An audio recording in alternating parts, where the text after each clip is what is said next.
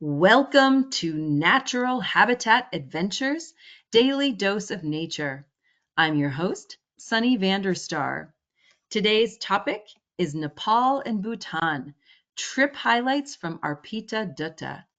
And, and of course, it will be presented by our fabulous NatHab expedition leader, Arpita. Arpita, thank you so much for being here today. I cannot wait to hear all the highlights of your season. Let's dive in.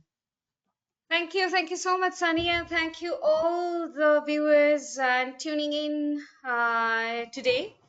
And yeah, I just came back from Nepal, Bhutan. I mean, that's I couldn't think of a better idea to just present because it's all the idea. I mean, whatever I have seen and how the trip has happened, everything is so fresh, and I can say day to day things. And I don't know how far I can go in this little time, but I try to compile all the stories together and bring it in front of you.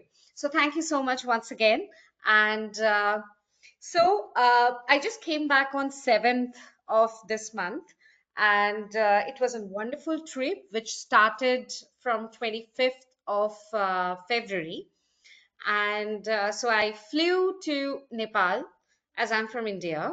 And from there, like 2 days before, and the guests started coming a day or a couple of days earlier. So meeting them even before the trip started was so much fun because even before the trip started, we started, chatting together.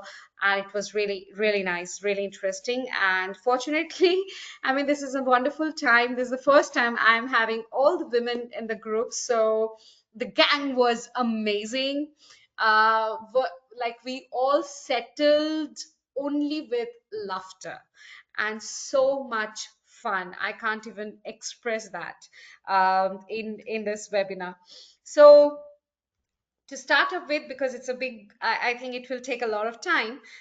So what we start is with Kathmandu. So you get down at the Kathmandu International Airport, and from there we get a transfer to the place where we stay is Dwarika, uh, which is just 10 minutes, 10-15 minutes away from the airport. And Kathmandu, once you get down, you know that of course, it's a capital of the country, and it's of course in Nepal. It's a very chaotic area, but once you enter Dwarika, I think it's a heritage itself is a heritage site, and you get to realize that how the culture, the architecture of Nepal has been. It itself is a museum. There are a few places like all the doors, windows, and the artifacts they have. They are centuries old. Even the first time when you enter and you see a door that is from 13th century. So I always say that once you get into the Varika, keep some time in hand to walk around because you have so much thing to see in this particular place. So yeah, we catch up here. Once the trip starts, we do our orientation, we get to know each other, what we need to do, all this sort of things are there. And then we do a gala dinner, and from there not only the adventure trip start, but also the food adventure, or rather the food safari starts. Like there are lots of different types of cuisine we keep on trying, and at the same time, just like after the morning you get to I mean, you the person would ask, what are you going to have for the lunch? So we hardly get some time to skip when it comes to food. But yes, in short, so that night we had an amazing dinner, and you can see even the momos, the dumplings of different colors. So like the platter looks amazing. And after the na we call it a day. And then the next day morning we fly to Bharatpur, where is the Chitwa National Park. But this time, what has happened is once we reach early at the airport, and most of the time, sometimes this type of, because it's a short distance flights, only 20 minutes from Kathmandu to Bharatpur. And these are small aircrafts, and they get delayed sometimes. So, but still, I like to keep time in hand, and exactly by keeping that, we went early. And something I just figured out that I should ask that if they have any seat left in their previous the flight before. And I went to the counter and I asked, because we have a small group, and I asked that do they have seats, and they said yes. And that was like that you can reach the jungle at least little before. So that we did. That itself was pretty exciting, that okay, we going there early. And but still again it got delayed by an hour. But nonetheless, we did a wonderful presentation on Chitwan at the airport itself. But yes, the flight you take from Kathmandu to Bharatpur itself is very exciting, because it just fly 10,000 feet high, and you actually see your flight shadow on the ground during that time. And this time we could also see the mountains, which most of the time it's like covered in the cloud, because early in the morning you have this foggy area. But this time it was so clear that we had an amazing view of the few ranges of Himalayas.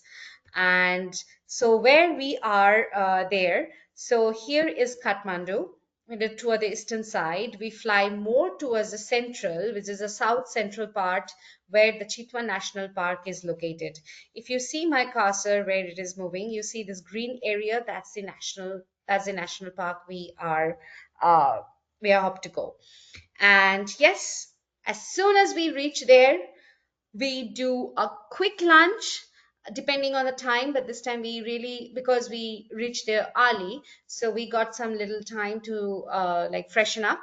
And we did our lunch as soon as possible, and we head out for our first jeep safari in the core area of the Chitwan National Park. And you can say, like, I don't know why we were standing posing like a Titanic thing, but exactly, we all together raised our hand like this, that this is the jungle we are going to explore. So even before we get in, you can see, so this is let me tell you, Chitwan National Park is like taken care by or authorized by the army. So we are not allowed to take picture where there are army camps. And this Chitwan National Park board is right outside the army camp, so we could not take the full picture. But if you look carefully, you can see the Chitwan National Park board.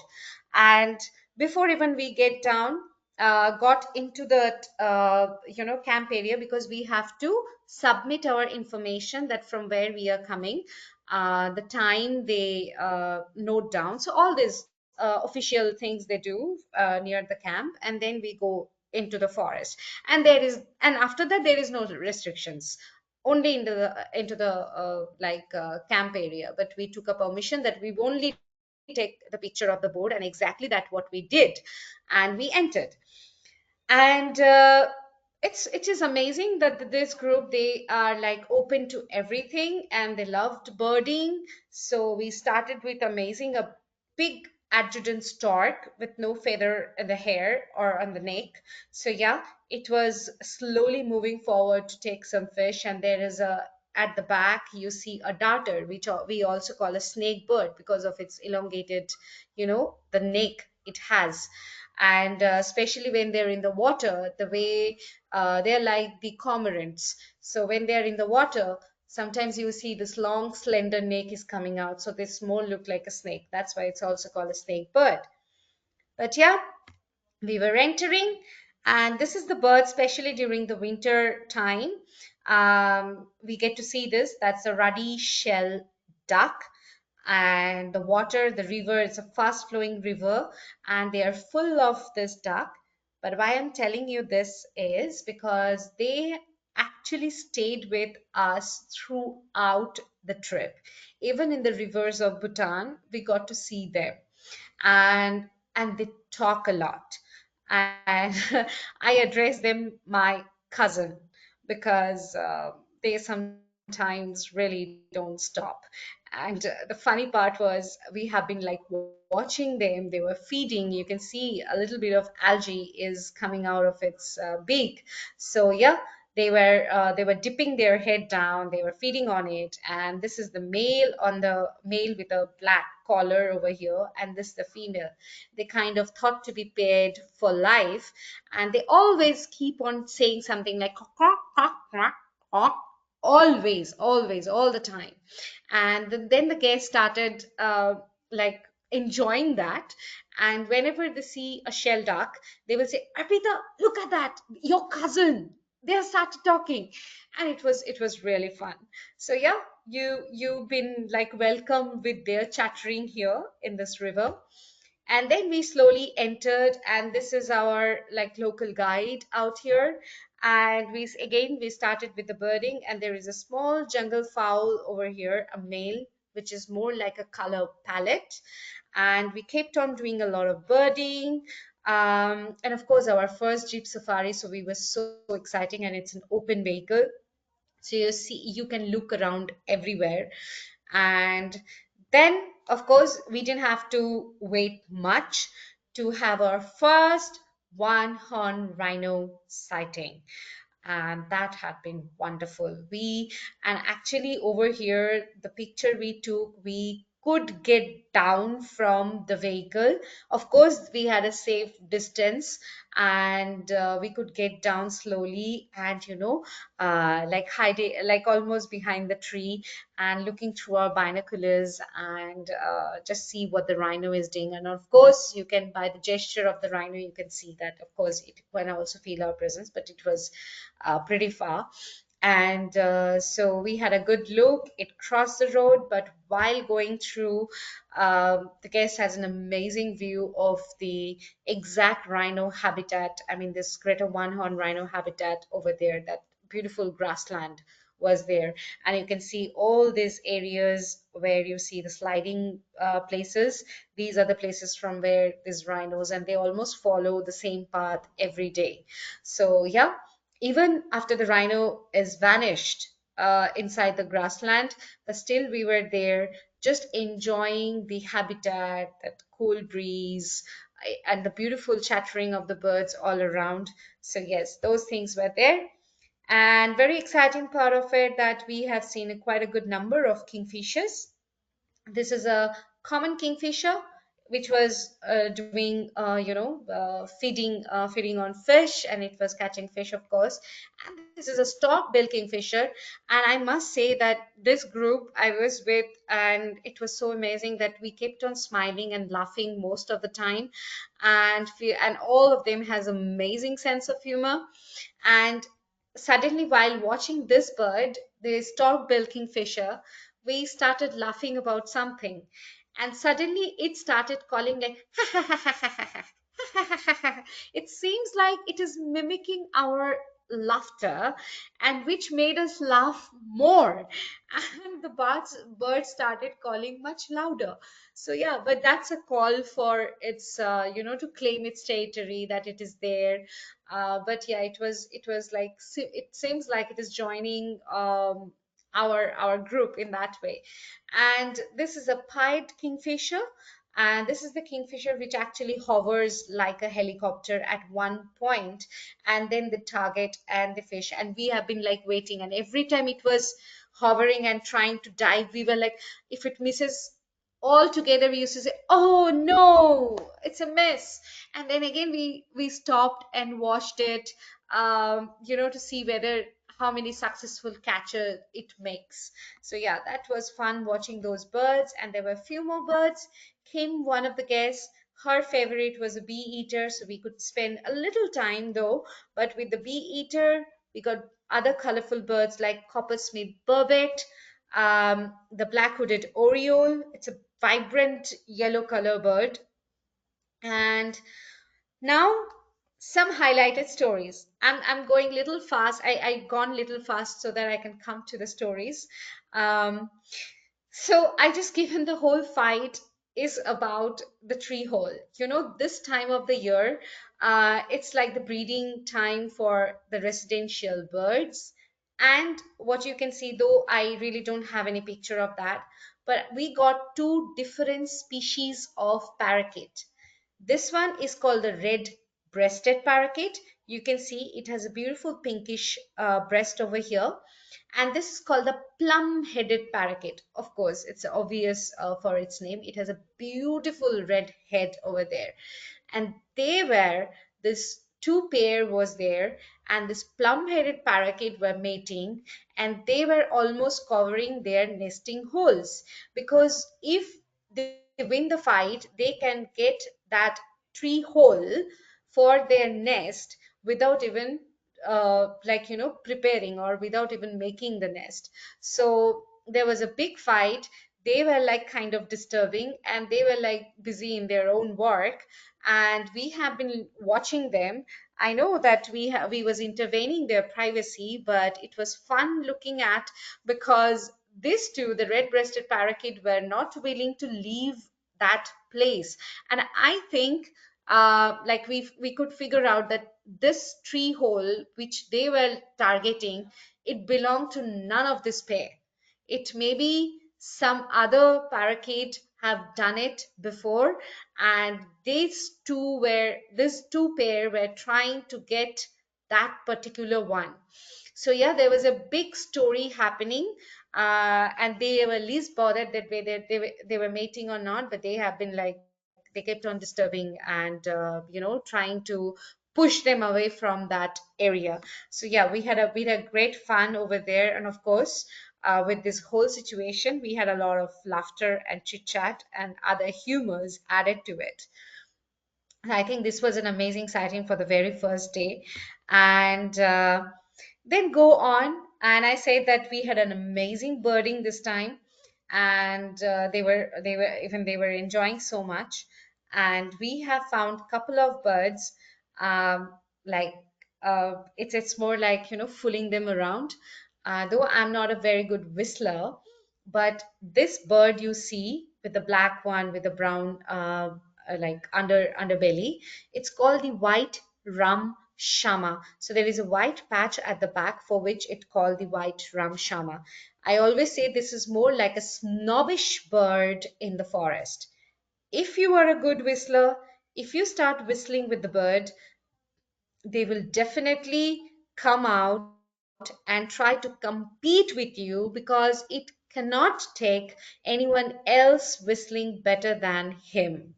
And so whenever I just told him the story about Shama, and then we found the Shama, and I said that I let me try. And when I was trying, it kept on changing its notes, making it more complicated, so that it can always win the battle of whistling.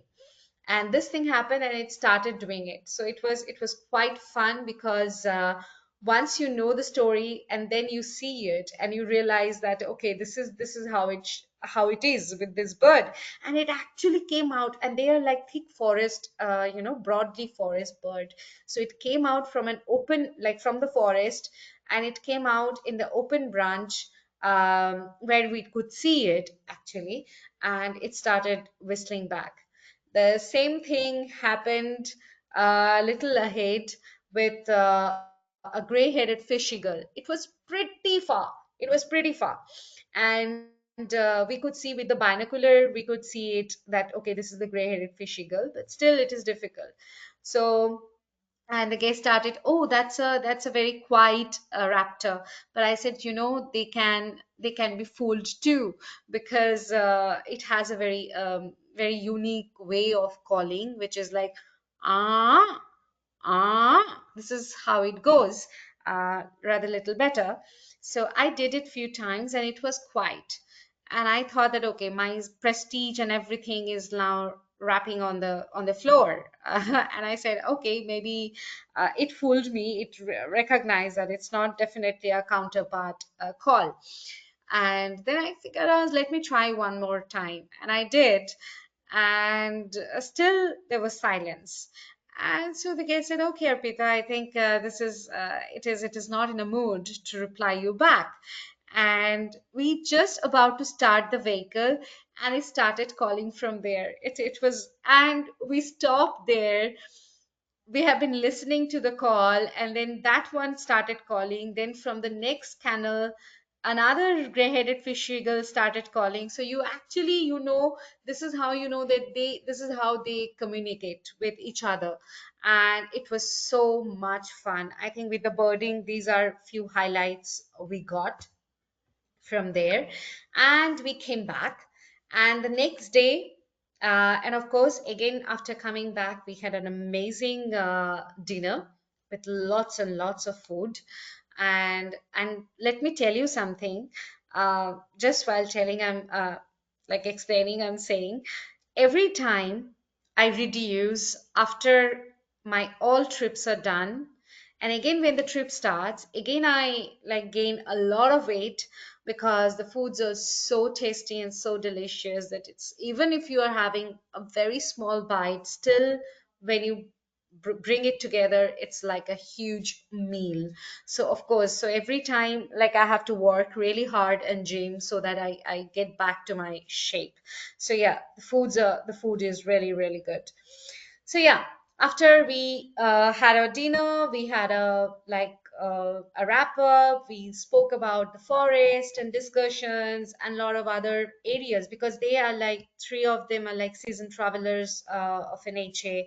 So they have been to so many places. Almost one of the lady has done almost every trip.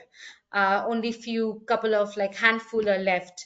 So we have been like listening stories of different forests, what she has like experienced, and some amazing stories we ended up. And early in the morning, you can see, we can still see the moon, and you see the mist is coming out of the water, which was looking stunning. I mean, standing there, it was cold, but it was amazing to be there. And just the silence, the serenity, we have it around the silence. I think that was completely like filled our my soul, I would say. So yeah, with that, we started our morning safari, and we have been like looking, because Chitwan is a very good place for the sloth bear as well. So we were just after we crossed the river, we got into the on the jeep, and we have been talking about sloth bear. And say what? In the morning, we got fresh tracks of sloth bear. You can see this foot mark here, these are of the sloth bear. And we were seeing that how, how far it has, because it's a very fresh track, maybe just a couple of hours before it has crossed, and there were like no vehicle tracks on it. Though in Chitwan you will find there are not many vehicles would be rushing around. Most of the time you are the king of the forest, because, or the king of the jungle, because you don't see anyone around. The forest is that big. And so we kept on tracking, but like sadly, we were thinking that we are really close to the bear, because it's a fresh track. It was moving that side, we followed it. But somehow, because of the grassland, maybe if it is sitting somewhere, it is very difficult to see it. So anyway, that was a very hiked up, we all were energetic to see the bear. And yes, with that, of course, we in the forest, that sometimes happens. We get to see the scratches, the marking, the territory marking of the tiger on the tree, because that's how they do it, like how far it can reach. That's how you can see the size of the tiger, that how big the tiger is. So you can see our guide is here, and the scratch marks are almost here, so they can stand like really really tall and do this. But what we found here is very unusual. And you know that how fresh that is, that when the tiger marked its territory over here, we were on the vehicle. Our guide got down to see that how it is, and he was explaining things. And we have been looking, and suddenly we found some far on those scratches, because it's amazing. Because you see scratch marks, but it's difficult to get a tiger far, because sometimes they rub their chin, head, or body on the bark of the tree, for scratching and things. So we got some tiger fur, and we could touch it, but of course we left it there itself. But that's, I think that even for so many years I have been in the forest, it's a very few time it happens that apart from the scratch marks we get to see something else, the presence of the predator. The feeling of it itself was amazing, that it's just there, it rubbed its body over here. So yeah, I think that was one of the highlight we got to see in during that morning trip.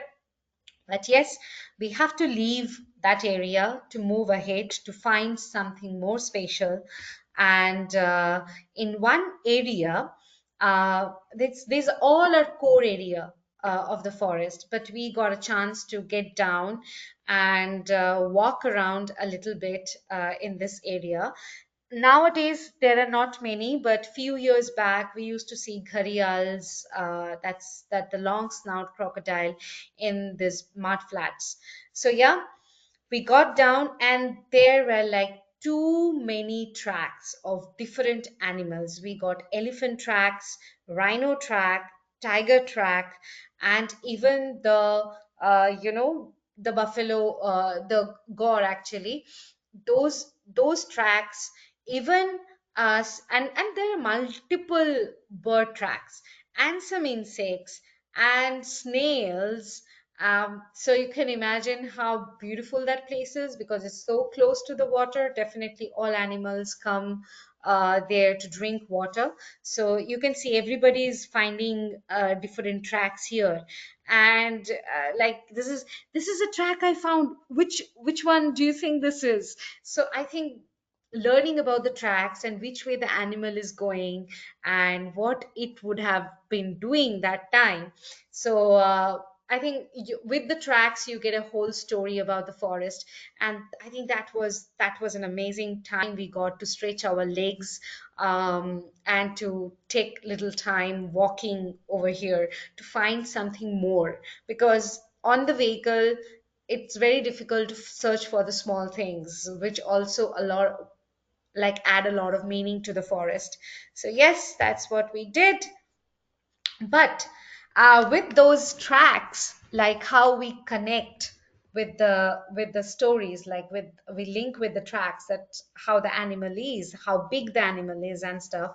But we had an amazing sighting, because I think I did this. I'm ready to share this story, are willing to share this story, because once we were almost ending our like that safari, one of our guests, she asked that which one is your best sighting for today, and everybody like told a lot of things, and for me I think this was the highlight. So you see this area where Kim was looking through the binocular. We have been searching for a leopard. In this area there is a leopard and a cub, and they have been sighted like a couple of days back. And so in this area, we have been like trying to look for them on the trees, on the ground. And because it's a grassland area, it's very difficult to see if they are like sitting on the ground.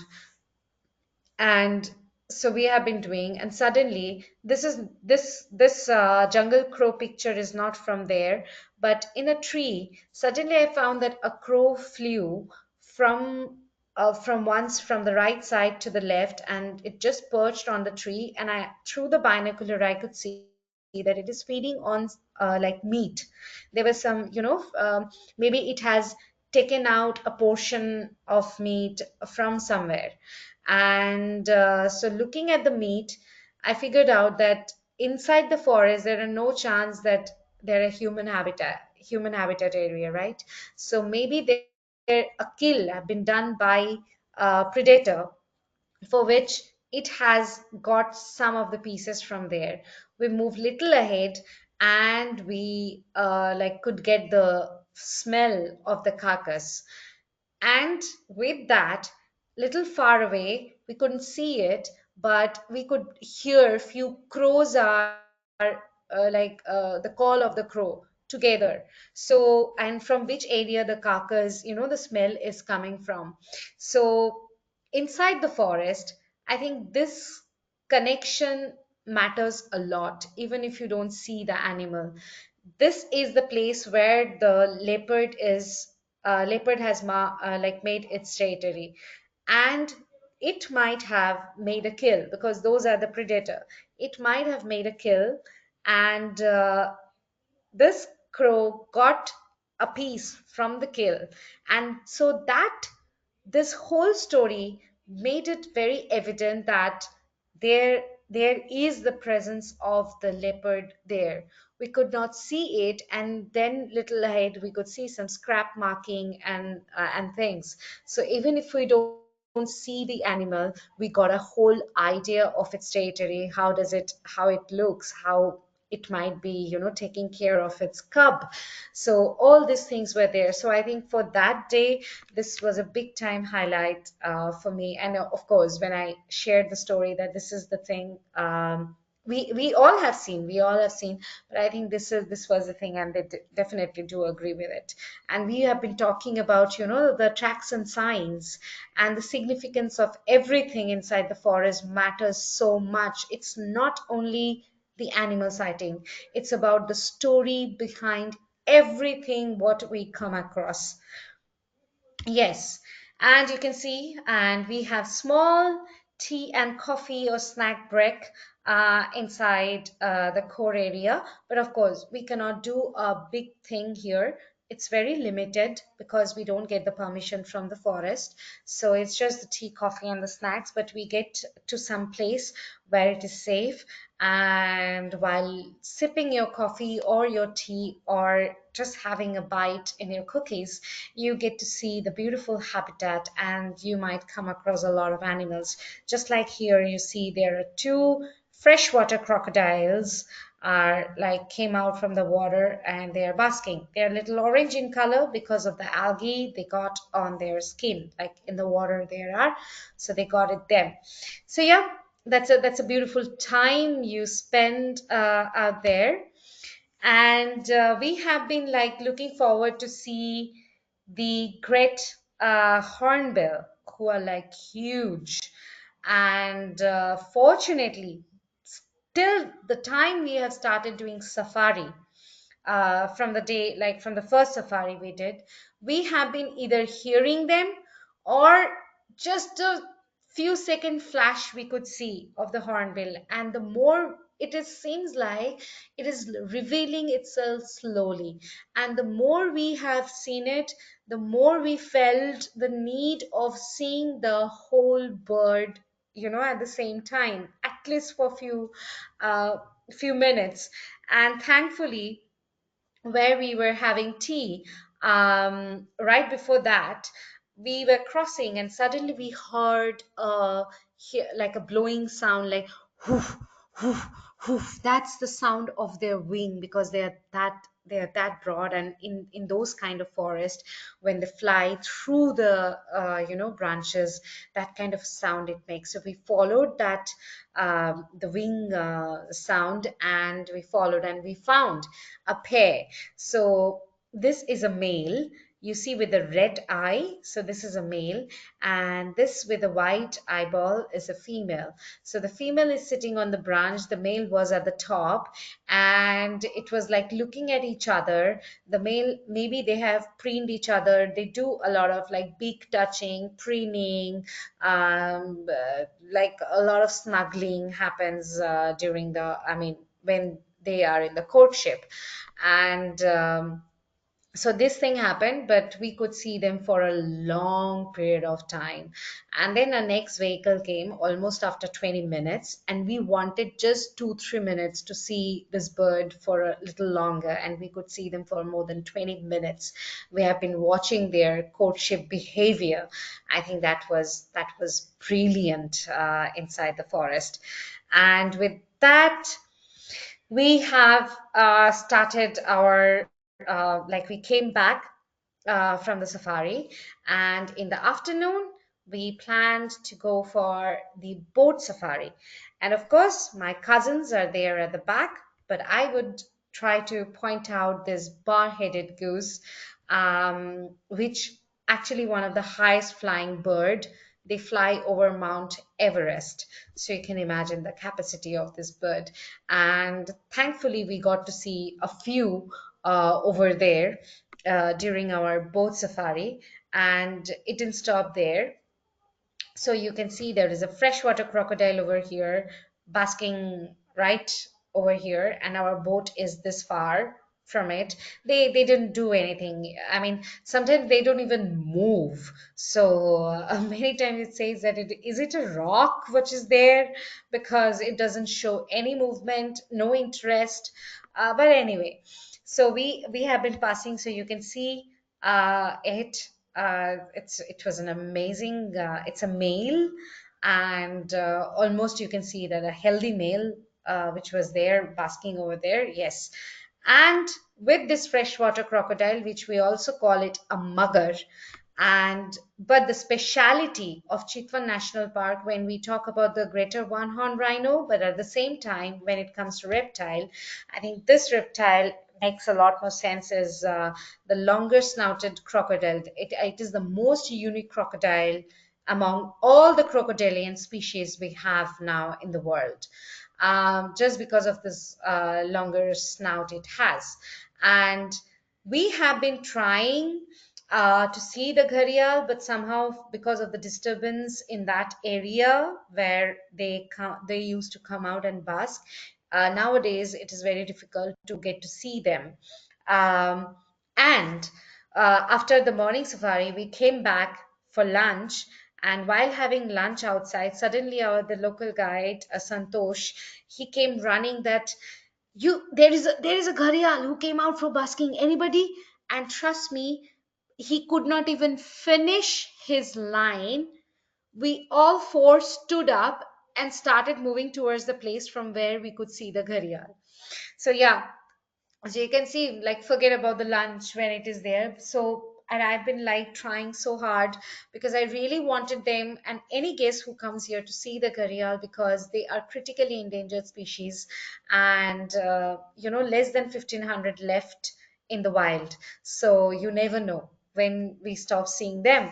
So that's the reason why. So we got to see the gharial even during the boat safari, but we got a very small glimpse of the gharial, but we did see them. And while on the boat safari, it was so serene, calm, and quiet, nice. But at one point, Michelle got very excited seeing this little happy fawn of the hog deer in the grassland. Maybe it is few days old, and it started, to realizing that I can jump, I can run. And Michelle has a few dwarf, your what do you say that, sorry, yeah, so she has a dwarf donkey, yeah. So that is, she named it Duncan, and it was so little, and it was a happy dwarf, happy donkey. So, and this fellow exactly behaved like Duncan. So we say that this fawn is happy like Duncan, and it was like moving here and there. It doesn't even know that what is there behind the grassland. There could be a predator, but it was a happy child, and it was going to all the female which were around. So it is very difficult to find out that which is its mother. But you can imagine, like, it was having so much fun by itself. And with our boat safari, you can see we was looking through the forest. A lot of time that rhino comes in the river, or some bear or leopard we get to see. But yeah, this time we were just enjoying the silence and some birding, and of course our happy like fawn, the Duncan, Duncan Junior actually. So there we had a beautiful, like, we want to enjoy the sunset there, but the sun was it was I mean, we have some time in hand, so we thought we go for a community forest, like the buffer area walk. So buffer area is the place between the human habitat and the core area, and humans are not allowed, like, to do anything over here. So it is a forest and it belongs to the community. So whatever activity you do inside the community forest, that revenue goes to the community so that they take the charge or they take the initiative to protect the forest. And this thing has been started in Nepal for the very like first time in Nepal, and then a lot of countries, even in India, has adopted this kind of a concept. So yes, and we have been doing some bird watching here. We were like, we heard some woodpecker and we were trying to find out the woodpecker out there. But while walking, you see the track here, we moved ahead and suddenly we saw a rhino on foot. Where my cursor is, you can see a little gray thing. That's the rhino. And least bothered, it was just grazing on the grass, because in the forest area there are a lot of grasslands has the grassland has been burnt to bring the new grass over there. It's a grassland management process. So yeah, we got to see this and we were about to go from this area, but because of the rhino we had to take another path almost in between the ashes and stuff to reach our sunset point. And we had amazing like coffee and drinks and some snacks, and then till the sun set we were there enjoying the beautiful sun setting in the Narayani river. So this is a confluence point of two river. One is spring fed and another one, this one is a snow fed, like it's a perennial river. And yeah, what a beautiful way to uh, finish the day. We came back, of course, again we food and we had some local dance and we joined our foot with them. It's very difficult to move my waist, but somehow I managed with all the guests and them to do that, and we thoroughly enjoyed it. And from that dance tape, we actually took out a few steps for our trip, like a trip dance. Whenever we are happy, we do that. We used to do the step. So yeah, we in the next morning we did a village visit walk, and that how these people live, because it's a tribe called Tharu who lives in Chitwan, and we've been there, how they live, where do they keep their things. They have pigeon house, they have chicken house, and you know how they make sleep their baby. And like I could not resist myself to pick one of the like a little one who is just 6 months old.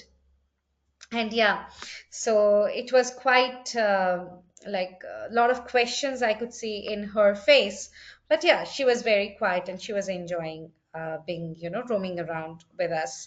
So yeah, with that we end up our Chitwan, like the jungle activity out there. And then we fly back from Bharatpur to Kathmandu. And in Kathmandu, we just go and take a small city tour at Pashupatinath and the Bodha Stupa. It is the largest stupa in the world, in Nepal, that Bodha Stupa. And someday there were some offerings and some ceremony was going on. So we got to hear, listen, the chant, the prayer, and also a lot of that's Buddhist the instruments they play during the prayer. So we almost spent more than half an hour just listening to them. It was so beautiful. Um, so yeah, that after doing that, we stepped in, we spent the night at Dwarika, and next day, it's a time you fly from Nepal to Bhutan. And let me tell you, that is one of the beautiful sight what you get when you fly from Nepal to Bhutan, because most of the time we try to give the window seat towards the mountain range area. So throughout the flight, you get to see all the Himalayan ranges, and that is, I think, one of the spectacular view you would get in this trip.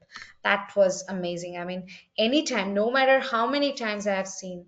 Every time I get same kind of excitement.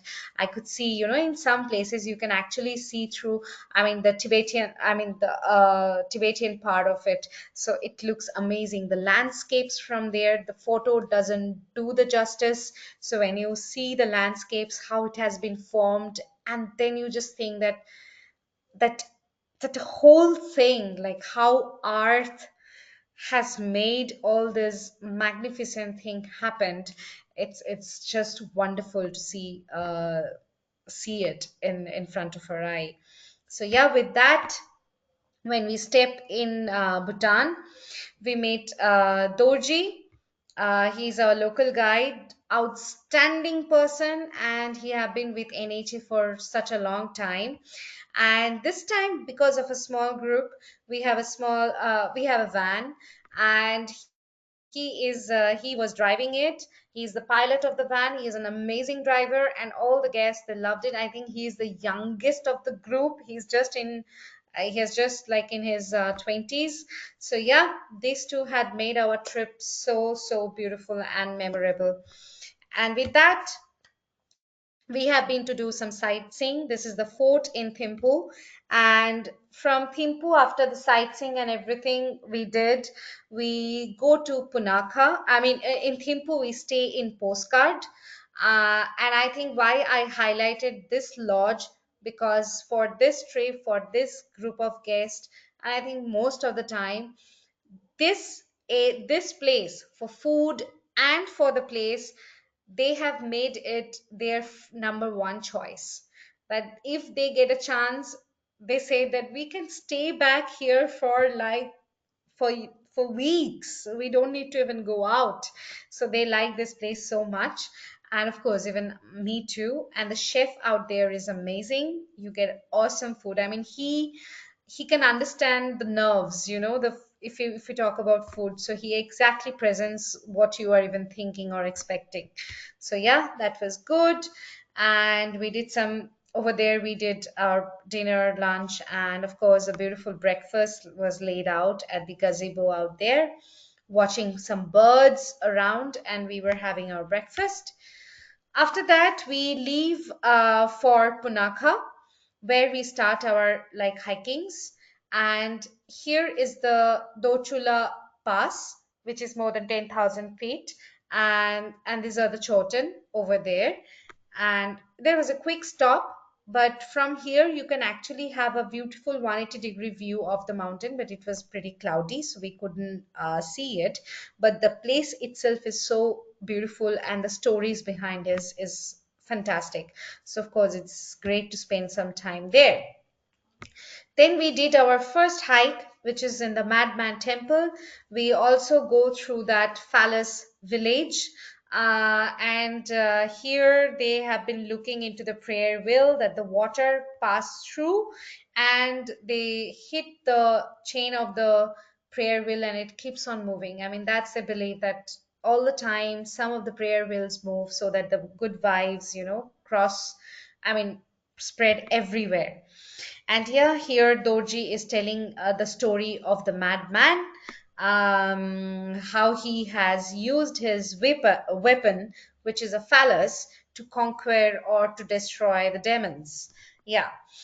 And so from here, from next day, we were for our second hike. And this is while going towards the hike. This is one of the beautiful zong of Punakha. The current king and queen got married in this zong itself, and so we were there taking some of couple of pictures. But then what has happened? We got into the vehicle, and we have two rivers around this zone, which is the Father River and Mother River. And our van started, and suddenly I was looking at the river because I was looking for a ibis bill, a bird. And suddenly I saw the rock. It seems like the rock is moving, and I could feel that's an otter. And trust me, I could have, if I would have had that power, I could have stopped the vehicle right there. In that way, I said, "Stop! I think there is an otter." and it was so unexpected that we could not even think that we will be able to see. We know that there are otters, and sometimes you get to see, but we were not, like, of course it's so rare that it was not there in mind. But then we stopped, we got down from the vehicle, and we had an amazing otter sighting before we could head for our like trek. Everybody was thinking about the trek, that hope it will be fine, it is not tiring, anything. But this, I think this otter sighting made it like so smooth. They were cuddling and stuff. You can see all of them like climbing at the top. And yes, so we had a beautiful sighting of this otter. We stood there for like 15 to 20 minutes, and till we could see them, like, because they have been in the upstream for catching fish. And till the time we could see them, we were there enjoying their sighting, their communication, their cuddling each other, all these things. I think that was one of the best sighting we had in Bhutan in case of when it comes to wildlife or birding. So with that, we started our hike to Kamsum Yule Namgyal Choten, and over there we hiked. And of course, it is like we have time, so we're taking our own pace. And all of us were like, wonderfully, we have finished our hike here. We came back to Punakha Zong, and inside, all the stories, the monks, and Dorji was explaining the local part, that how the Zong has been built, how it has been like, all the authorities and stuff. So yeah, that was a good, wonderful stories we could listen about the Zong. And then we had time. We have been to the Royal Botanical Garden, which is another favorite spot of mine, because in Bhutan we do a lot of hikes and stuff. But in Royal Botanical Garden we get to see again so many small things, because we take a short walk. There are small track, and we get to see a lot of trees. So it's basically the habitat, and of course birds. And sometimes we get to, this time we got some scat of some canids, but of course we couldn't see that. But of course we can understand the presence of the animals out there, and there are sometimes leopards as well. And I think this time the botanical garden was looking beautiful because of the prenulas. You can see that how beautifully shades of color it has, the purple and the pink. Yeah, with that, we had amazing fun time.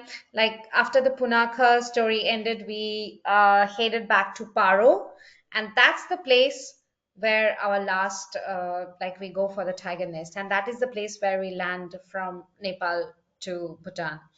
So yeah, we had some fun time at the farmhouse, like a little hands-on archery. And yes, Michelle could actually hit the target, and I didn't even I could not even reach in the middle somehow. But yeah, they all of three of them were amazing in archery, and I think next time they come here, they can actually participate in some game, because archery is their national game. So many of the time you will find that people are playing in small grounds. And with that, that's our, like, I think our dream, our goal, and the willingness to achieve, to hike the tiger nest. And I think we have done it amazingly. So you can see here, we all have started, and here is tiger nest. Do you see this tiny one, and see the steepness of this area? But it's been amazing. We, again, no hurry, no rush. We don't have to compete with anybody. We go out with our own pace, like a moderate to little tough. But the first, if you can make the first one third of the hike, rest of the hike comes really easy. Easy in the sense it's moderate, but then you won't find like it is much more. There are some little plain land, and then there are a few steps, and then the last part where you have to get down through the stairs, and again you have to climb up. The same thing you have to repeat to come to this mountain. This is what happens. So there's a cafe which is at the one third part of the like Taganist hike. But no matter what, I think this hike, see, every time I do it, every time I feel that, okay, again, it's happening. But trust me, every time I do it, every time it becomes I take it as a challenge. And every time I find tiger nest new, I think I have more than thousands picture of tiger nests. But till I know next time, next season when I go, again I will click pictures of tiger nest, because it's a wonder. It's a wonder that how the man made, like how people have made these monasteries out there, of course. So yeah, after this beautiful hike, we came back safe. We were super, super happy.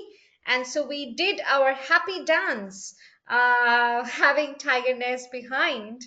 And and yes, it was a wonderful, wonderful time. And I think on the last day, during our departure, even at the airport, we did this dance again. And everybody was looking at us, but it was so, so much fun.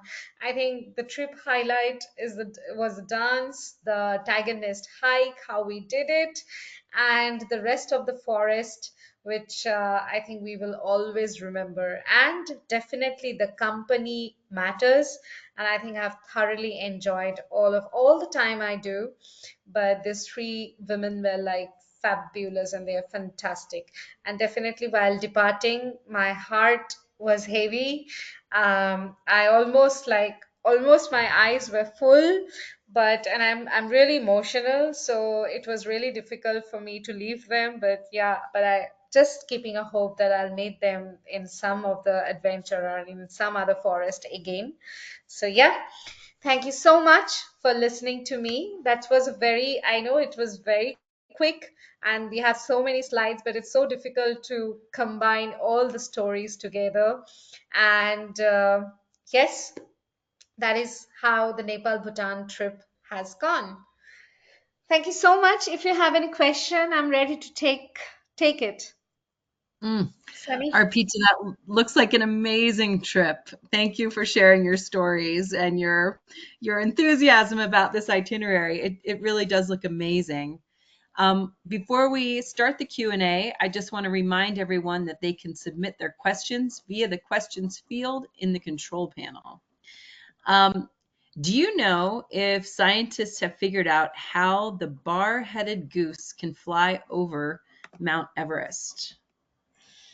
Yeah, so it's actually not only the bar-headed goose, it's the crane as well, the common cranes.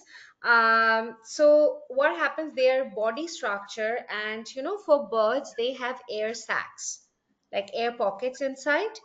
Um, so if I have to like say in a simple way, so they actually can hold a lot of air, their lungs capacity, and of course they for that they can withstand the air pressure at that height. Hmm, fascinating. Yeah. Um, do you know if the vertical spikes on the gharial help it to swim better? The vertical spikes are present in all the crocodile family. Like Hmm, what you have, if I go back to the picture, just give me a moment. Let me go quickly. Yeah, see, this is a mugger. So this has also the spike. See here, if you notice. And then there's gharials. So these all crocodile will have this. So it's of course helps in swimming for propelling and to cut the water. Like if there is a flow of water is there, so it helps them. Yes, hmm, but not only gharial, it helps for every crocodile species. okay. Can you talk a little bit more about how vigorous the hikes are on this trip? maximum altitudes and things like that? Like how can people assess if they are ready for something like this? Uh, okay. So, for the first one, which is the Madman Temple hike, it generally takes around 35 to 45 minutes. And it just like a few kilometers we walk, and it is the easiest. I mean, it is more like you are climbing your like stairs at your home, so it's that easy. Okay. It's just the basic, so anyone can do it. The first hike. The second hike we have, which is the Namgyal, the Kamsum Namgyal Stoten. That one is, it takes almost an hour or an hour 45 minutes to go up. I would say this is from less moderate to moderate hike, and together we generally keep time around 2.5 to 3 hours in hand.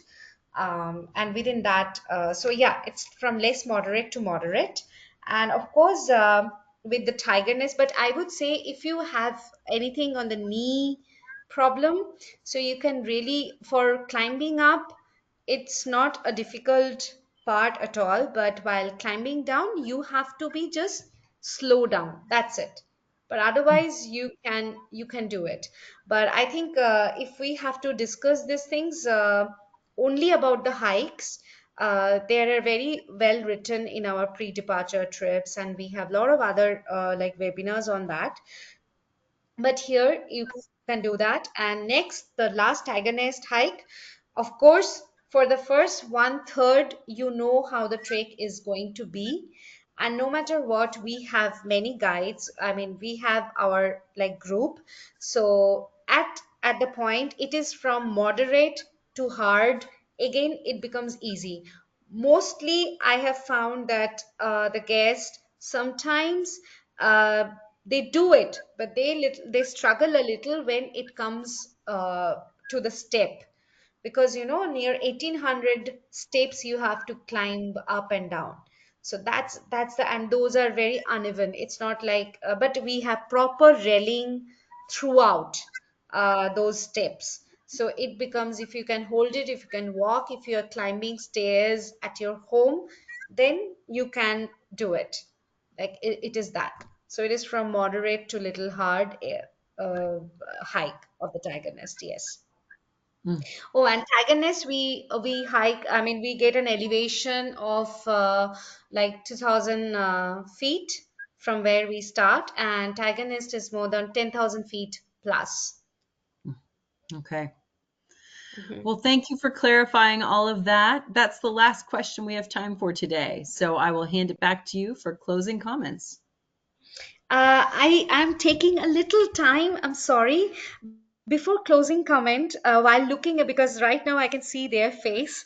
Just before closing it, yeah, just before closing it, let me tell you that we actually, you know, Sunny, we went to Nannery twice.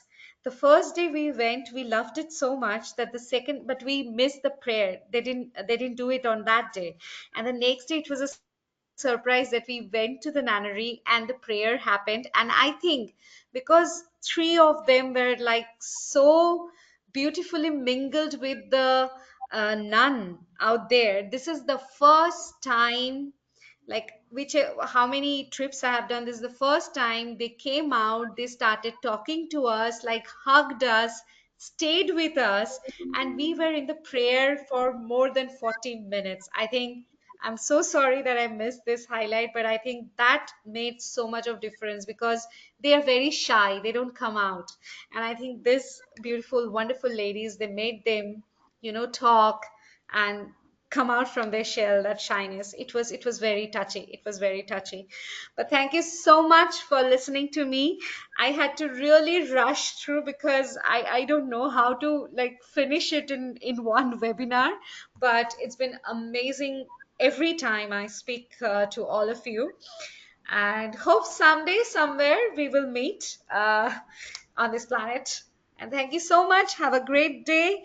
And thank you so much, Sunny, for hosting it wonderfully. Thank you. Mm. Well, I'm so glad you didn't try to cut anything out because it's such a special trip and it combines so many things. So I understand it's hard to fit it in, and we really enjoyed every minute and all the stories and all the memories. So thank you. I also want to thank everybody who attended today. Please join us again tomorrow for our next daily dose of nature.